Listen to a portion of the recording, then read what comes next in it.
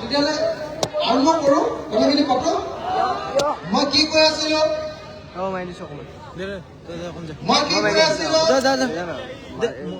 মনত আছেনে নাই? মই কৈছিলো যে ৰাইজৰ দল যদি এইবাৰ চৰকাৰলৈ আহে, এইবাৰ ৰাইজৰ দল আৰু বিৰোধী দলবিলাকে যদি চৰকাৰ কৰো আৰু যদি বিজেপিক খেদাওঁ, তেতিয়াহ'লে প্ৰথম যিটো কাম কৰিম, অসমক ভয়মুক্ত ঠাইৰূপে অসমত সকলো মানুহে শান্তিৰে বসবাস কৰা অসম ভূমি আমি তৈয়াৰ কৰিম। এইটো ভাল হ'বনে বেয়া হ'ব? ভাল হ'বনে বেয়া হ'ব? নে হিন্দু মুছলমানক কাজিয়া কৰি থাকিলে ভাল হ'ব নেকি? ভাল হ'ব নেকি?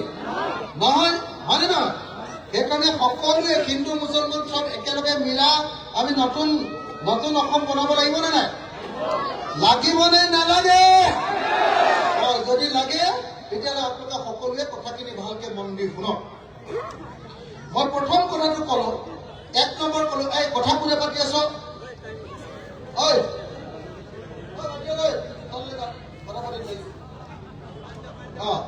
বহি লৈছো, দিগদাৰ পাব মানে বহি লৈছো। ঘৰৰ নিচিনাকে হয়নে নহয়? তো এতিয়া মই ক'লো যে অসমখন এনেকুৱাকে বনাম। এতিয়া আপোনালোকে দেখিছে নাই, দিল্লীলৈ যদি অসমৰ ট্ৰাইবেল মানুহ এটা যায়, নৰেন্দ্ৰ মোদীৰ দিনত দিল্লীৰ ট্ৰাইবেল মানুহটো দেখিলে এই বিদেশী চীনৰ পৰা আহিছে, নেপালৰ পৰা আহিছে বুলি মাৰপিট কৰে। জানেনে নাই? উত্তৰ পূৰ্বাঞ্চলৰ আমাৰ যিবিলাক ট্ৰাইবেল মানুহ, আহোম মানুহ, এইবিলাক মানুহ যদি দিল্লীলৈ যাওঁ নহয়, এই বিজেপি চৰকাৰৰ দিনত উত্তৰ পূৰ্বাঞ্চলৰ মানুহে তাত মাৰ খাবগৈ লাগে। হয়নে নহয়?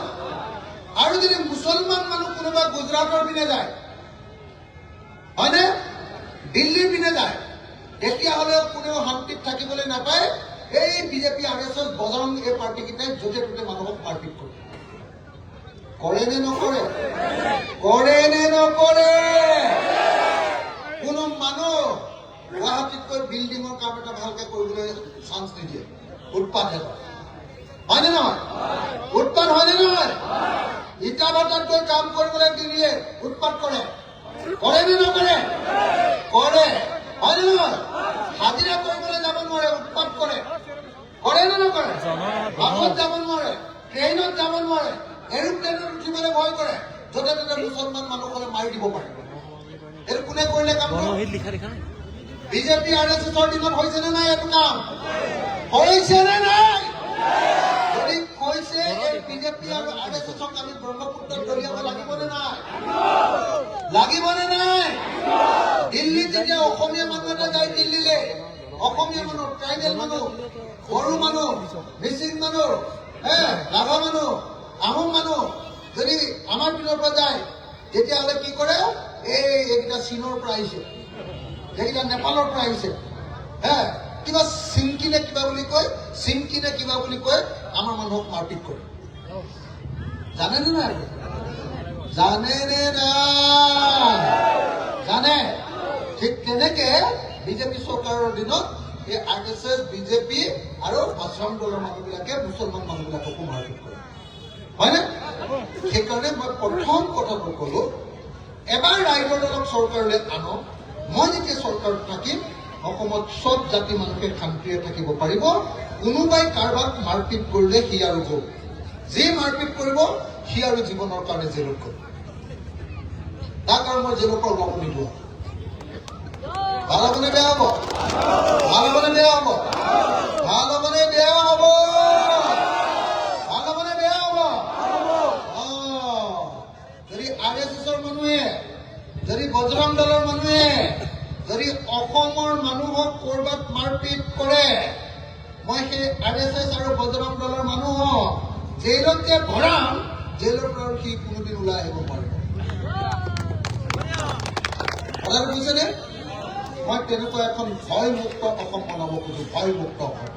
চব মানুহে শান্তিৰে কাম কৰি খাব পাৰে। কিন্তু এটা কথা কাটা যাব, 71 চনৰ পাছত যদি কোনোবা বিদেশী আহিছে, তেতিয়াহ'লে আকৌ নহ'ব। তাক আকৌ অসমৰ পৰা খেদাই দিলে। বেয়া পাব নি আপুনি? বেয়া পাব নি? বিদেশীক খেদোৱাৰ ক্ষেত্ৰত কাৰোবাৰ আপত্তি আছে নেকি? হিন্দু হলেও খেদাম, মুছলমান হলেও খেদাম, বুজিছেনে নাই? যোনে কওক, বাংলাভাষী হওক বা অন্য ভাষী হওক, মোৰ লগত কথা নাই। যদি 71ৰ পাছত অহা হয়, বিদেশী কয় অসমৰ নাগৰিক নহয়, তেতিয়াহ'লে ভাই তুমি NRC দেখুৱা। তোমাৰ যদি 71 চনৰ পিছত অহা হয়, অসমৰ বাহিৰলৈ গুচি যোৱা ভাই, আমাক দিগদাৰ কৰিব। হয়নে নহয়? মই কিন্তু মুছলমান হলেও খেদাম আকৌ দেই তেতিয়া। আপোনালোকে মোক বেয়া পাই লাভ নাই আকৌ তেতিয়া। মই হিন্দু হলেও খেদাম, মুছলমান হলেও খেদাম। কথাটো বুজিছেনে? বিজেপিয়ে কি কয় যে 71 চনৰ পাছতে হওক বা আজিয়ে হওক, হিন্দু হলে খেদাব নোৱাৰিবা, হিন্দু হলে মাটি চাটি চাকৰি তাকৰি চব দিবা, মুছলমান হলে আগতে আহিলেও সিহঁতক খেদাব। 71 চনৰ পিছত যদি আগতে আহিছে, একদম বোলে 50 চনত আহিছে, তেতিয়াহ'লে মুছলমান হলে খেদ, হিন্দু হলে 24 চনত যদি আহিছে তাকো থাকিব দিব। মোৰ দিনত এইটো নহব। 71 চনৰ আগতে অহা হিন্দু, মুছলমান, খ্ৰীষ্টান, জৈন, বৌদ্ধ, শিখ, ইছাই চবে শান্তিৰে থাকিবলৈ পাব। 71 চনৰ পাছত অহাবিলাকে চলে তালি টোপোলা বান্ধি দৌৰ আহিছিলে, তোমালোক তালিতে ধৰিব। ভাল হবনে বেয়া হব? ভাল হবনে বেয়া হব? এইটো মই শেষ কৰি ললো। মই এইটো এইকাৰণেই কৈ লৈছো, বিদেশী খেদাৰ কথাটো নহলে যে মই মুছলমান সংখ্যালঘু এলেকাত যে ভাষণ দিবলৈ আহিছো, ক'ব যে ই অখিল গগৈ মানে বিদেশী বিলাকক মানে হেৰি কৰিবলৈ আহিছে। কথাটো বুজিছে নাই? হয়নে নকয়? মোকতো মাজে মাজে কি কৰি দিয়ে, অখিল উদ্দিন নাম দিয়ে, ইয়াতে দাঢ়ি লগাই দিয়ে, ইয়াতে টুপি লগাই দিয়ে, দিয়ে নে নিদিয়ে?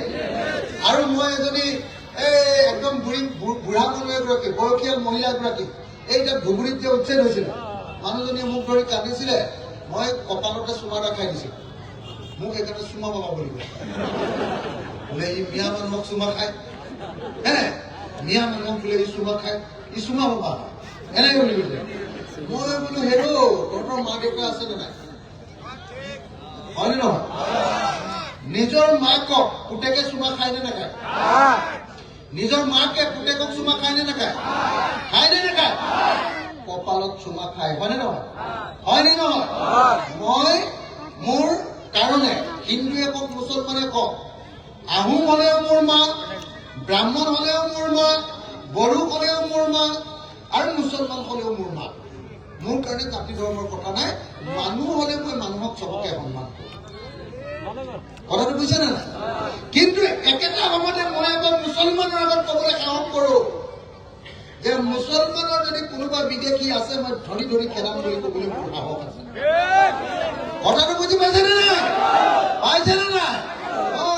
বহুত উজনি অসমৰ মানুহে ভাবে বোলে মুছলমানৰ চৰ অঞ্চললৈ গলে আমি ঘূৰি আহিব নোৱাৰিম আৰু আমাক খায়ে পেলাব নেকি, এনেকে বুলি ভাবে। বুজিছে নে নাই? মই আকৌ চৰৰ মছজিদত, মই আকৌ চৰৰ মাদ্ৰাছাত গৈ ৰাতি 2টা বজাত বুজি পালো। মই গলে মানে 2টা বজাতো একদম মাদ্ৰাছাত মানুহ ৰৈ থাকে, মছজিদতো ৰৈ থাকে, একদম গাঁৱৰ ভিতৰতো ৰৈ থাকে। মোকতো ভাই কোনো এদিনো মৰাও নাই, কটাও নাই, গালিও দিয়া নাই, একোৱে কোৱা নাই। কেলে? মই হিমন্তৰ নিচিনাকে আমুকক খেদিম, আমুকৰ ঘৰ ভাঙিম, আমুকক মাৰিম, এইবিলাক কৰি নাথাকে। হয়নে নহয়? কিন্তু হিমন্তই তেনেকে মনে মনে দিবনে নিদিব? কেতিয়াবাতো দি দিব, হয়নে নহয়? কিন্তু মোক দি দিয়ে। অসমত যতে যাওঁ, বড়োৰ কাৰণে গলেও মোক নামাৰে, মুছলমানৰ কাৰণে গলেও মোক কোনেও নামাৰে, আৰু আহোমটো আছে, আহোমৰ গাঁৱতটো আৰু মোক একদম মূৰৰ ওপৰত তুলি থৈ দিয়ে। কথাটো বুজি পাইছেনে না? গম পাইছেনে না? গতিকে প্ৰথম কথা হ'ল, আমি এনেকুৱা এখন অসম বনাব লাগিব। মই ভৰিটো দুখ পালো মানে, সেইকাৰণে ভালকে খোজকাঢ়িব পৰা নাই কাৰণে এইবিলাক কৰি আছো। মই আপোনালোকক প্ৰথম কথা কলো, ৰাইজৰ দলত ভোট দিয়ক, ৰাইজৰ দলত ভোট দিয়ক। এখন শান্তিপূৰ্ণ, গণতান্ত্ৰিক, ভয় নথকা, চবেই মিলা মিছাৰ এখন অসম গঢ়ি তুলিব। কথা বুজিছে? কিন্তু অকল যদি কংগ্ৰেছক ভোট দিয়ে, অকল কংগ্ৰেছক নহব, তেতিয়া আপোনালোকক মিয়া মিয়া বুলি সদায় গালিয়ে পাই থাকিব। হয়নে নহয় কথাটো কওক হয়নে নহয় সেইকাৰণে আমি আঞ্চলিক দল কয় অসমৰ আটাইতকৈ দাপদপাই থকা দল হয় হিমন্তক মুখৰ আগত বহুৱাই যিটো দম দিওঁ নহয় হিমন্তক কান্দিবলৈহে বাকী থাকে জানেনে নাই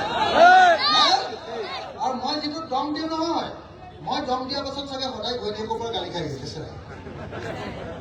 তই মোৰ ওচৰত ইমান বৰ মতা দেখো অখিলেতো কিমান দম দিয়ে বুলি কৈছে নে ঘৈণীয়েকে বুজিছেনে নাই মই বেলেগ দম দিওঁ আপোনালোকে দেখিছেনে নাই দেখিছেনে নাই সঁচাকে দেখিছেনে নাই দেখিছে মই মোৰ লগত হিমন্ত নাই হিমন্ত কটন কলেজৰ জেনেৰেল ছেক্ৰেটাৰী আছিলে ময়ো কটন কলেজৰ জেনেৰেল ছেক্ৰেটাৰী আছিলো বুজিছেনে নাই হিমন্তই ভোট চুৰ কৰি ইলেকশ্যনত জিকি আহিছে মই ৰাইজৰ মাজলৈ নোযোৱাকে জেলত থাকি ইলেকশ্যনত জিকিছো জানেনে নাই কি কাৰণে মই তালৈ ভয় কৰে মই যিমান কিতাপ পত্ৰ পঢ়ো তাৰ 1000 ভাগৰ এখনো হিমন্তই কিতাপ পত্ৰ নপঢ়ে বুজিছেনে নাই বুজে নাই সেইকাৰণে হিমন্তই মুখৰ পৰা কথা শুনি কথা কয় মই নিজে পঢ়া শুনা কৰি মানুহৰ মাজলৈ গৈ খেতি কৰি আপুনি এবাৰ কেতিয়াবা সুধি ল'ব মানুহ চাবৰ কাৰণে কি কৰিব লাগে জানে নাই এইটো কামৰ মানুহ হয়নে নহয় চাবৰ কাৰণে এই ভৰিৰ বুঢ়া আঙুলিটো চাব লাগে বুঢ়া আঙুলিটোত যদি বোকা সোমাই থাকে আমাৰ পিনে নখচুকীয়া বুলি কয় আপোনালোকৰ পিনে কি বুলি কয় এইটো এই যে খেতি কৰিলে যে এইটো বুঢ়া আঙুলিটো এনেকুৱা যে মাটি সোমাই কি হয় এইটো কি বুলি কয় কি কয় কুনি যি মানুহৰ ভৰিত কুনি আছে সি কামৰ মানুহ হয়নে নহয় আৰু যাৰ ভৰিত কুনি নাই একদম লিপষ্টিক কি কয় হেৰি ঘঁহি থৈছে কি বুলি কয় এইটো নেইল পলিচ ঘঁহি থৈছে সি কি বুজিব অসমীয়া মানুহৰ দুখৰ কাহিনী হয়নে মোৰ দুইটা ভৰি চাওক দুইটাতে মোৰ কুনি আছে কুনি মানে আমাৰ পিনে কি বুলি কয় আপোনালোকৰ পিনে কুনি বুলি কয় আমাৰ পিনে কি বুলি কয় নখচুকীয়া নখচুকীয়া আছে হিমন্তৰ ভৰি চাওক এনেকুৱা কোমল আমাৰ ভৰি চব হাল বাই ইয়াৰ তল একদম পাথৰৰ নিচিনা টান বুজেনে নাই সেইকাৰণে হিমন্তই এনে ওপৰতে খাবলৈ পায় ই অসমৰ মানুহক য'তে ত'তে ডিষ্টাৰ্ব দিয়ে আমি অসমত কষ্ট কৰি খোৱা মানুহ গতিকে সি এইবিলাক কথা বুজি নাপায় কথাটো বুজিছে নাই মই সেইকাৰণে আপোনালোকক কবলৈ আহিছো আপোনালোকে বিজেপিক যদি চৰকাৰ বনায়ে থাকে কংগ্ৰেছৰো যদি চৰকাৰ বনায়ে থাকে আপোনাৰ ককায়ে ভোট দিছিলে আপোনাৰ দেউতাই ভোট দিলে আপুনি দিলে আপোনাৰ ল'ৰা ছোৱালীয়ে দিলে আপোনাৰ নাতিনীয়ে দিলে আপোনাৰ আজনাতিনীয়ে দিলে চবেই ভোট যদি দিয়ে থাকে তথাপিও মানুহৰ একো নহব যেতিয়ালৈকে ৰাইজৰ দল চৰকাৰলৈ নাহিব ৰাইজৰ দল যেতিয়াই চৰকাৰলৈ আহিব 5টা কাম কৰিম সকলোকে মাটি দিম আৰু মাটিত পানী দিম সকলোৱে খেতি কৰিব পাৰিব খেতি কৰিলে খাজনালৈকে ফ্ৰী আৰু খেতি নকৰিলে খাজনা বঢ়াই দিয়া হ'ব 2 যিমান বস্তু উৎপাদন কৰিব তাৰ আচল দামটো দিম খেতিয়কবিলাক ধনী হৈ যাব 3 যিবিলাক মানুহে ঘৰত খেতি কৰাৰ পাছত ফ্ৰীকে থাকে ঘৰখনত 5টা মানুহ 3টাই খেতি কৰে 2টাই এনেই আছে সিহঁতৰ কাৰণে গাঁৱত সৰু ইণ্ডাষ্ট্ৰী বনাই দিম সৰু ইণ্ডাষ্ট্ৰী বিলাহীৰ পৰা চচ বনোৱাৰ ইণ্ডাষ্ট্ৰী আইঠা কলৰ পৰা আঠিয়া কলৰ পৰা ভীমকলৰ পৰা বেবী ফুড বনোৱাৰ ইণ্ডাষ্ট্ৰী কঁঠালৰ পৰা বেবী ফুড বনোৱাৰ ইণ্ডাষ্ট্ৰী বুজিছে নাই এনেকুৱা বেলেগ ইণ্ডাষ্ট্ৰী বনাই দিয়ে আৰু ইণ্ডাষ্ট্ৰীত এদিনত 1000 দৰমহা পায় মাহেকত 30,000কে কাম পাব আৰু আমাৰ কোনো ল'ৰা বেংগলোৰ চেন্নাই বা হেৰিয়াত গৈ হাজিৰা কৰিবলৈ যাব নালাগে অসমতে মই চবকে কাম দিয়াৰ ব্যৱস্থা কৰি দিম এইটো ভাল হ'বনে বেয়া হ'ব সঁচাকে কওক ভাল হ'বনে বেয়া হ'ব ভাল হ'বনে বেয়া হ'ব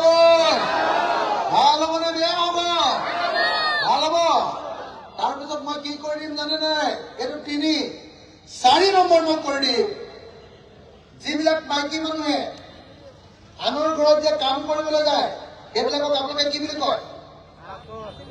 কি বুলি কয়? আনৰ ঘৰত যে এই ঘৰত যে কাম কৰিবলৈ যায়, ঝাৰু দিয়ে, বাচন ধুৱে, এইটো কি সেই মানুহজনী কি বুলি কয় আপোনালোকে? হা? কাজেৰ মানুহ।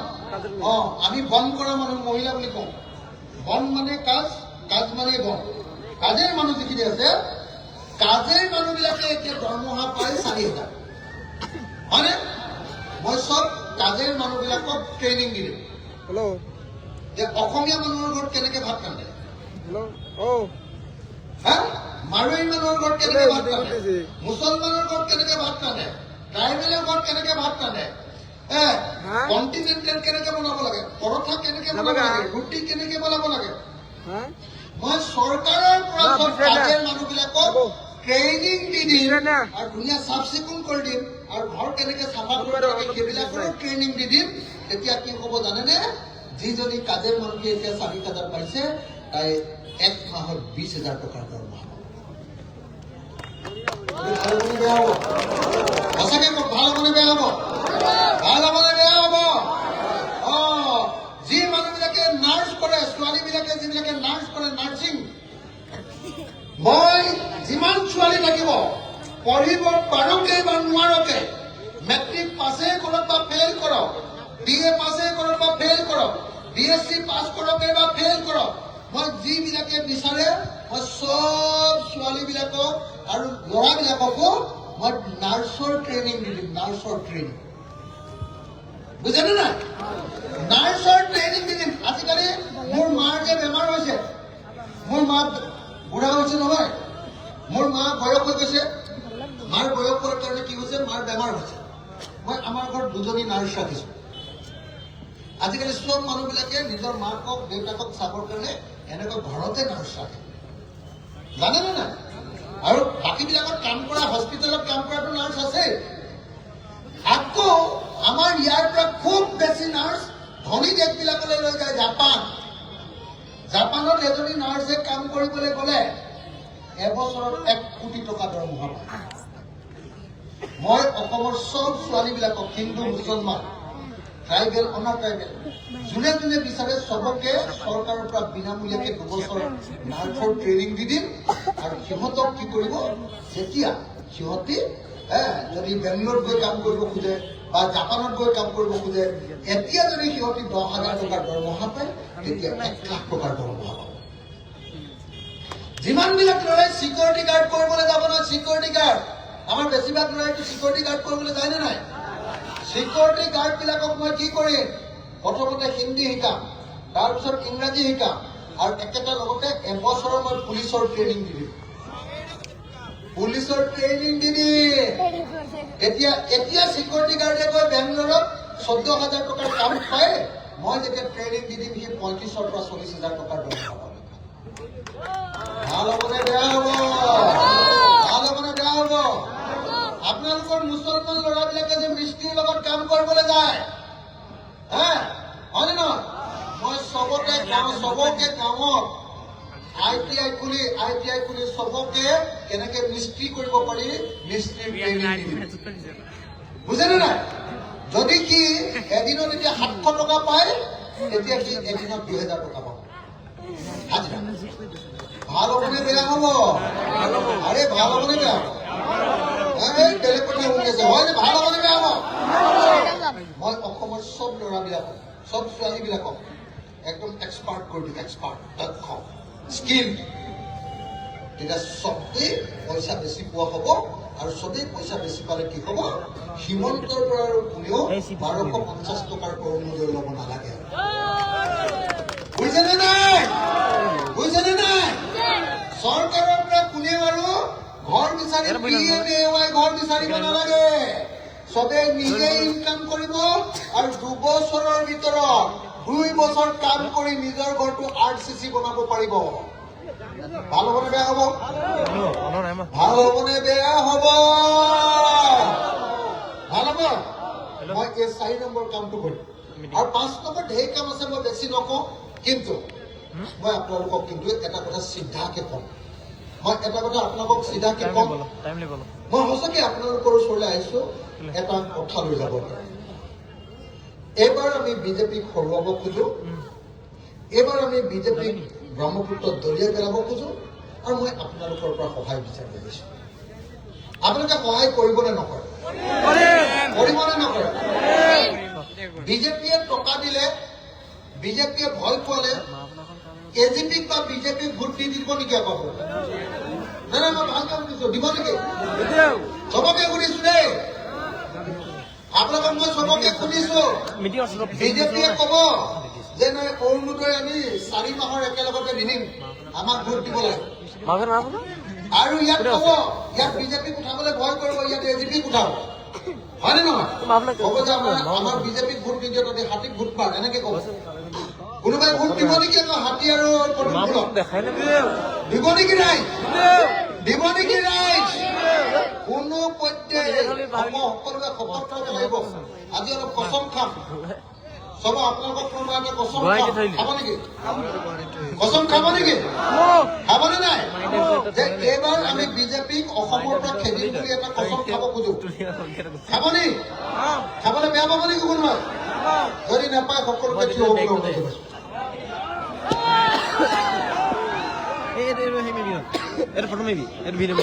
এনেকে হাত দাঙিব লাগিব।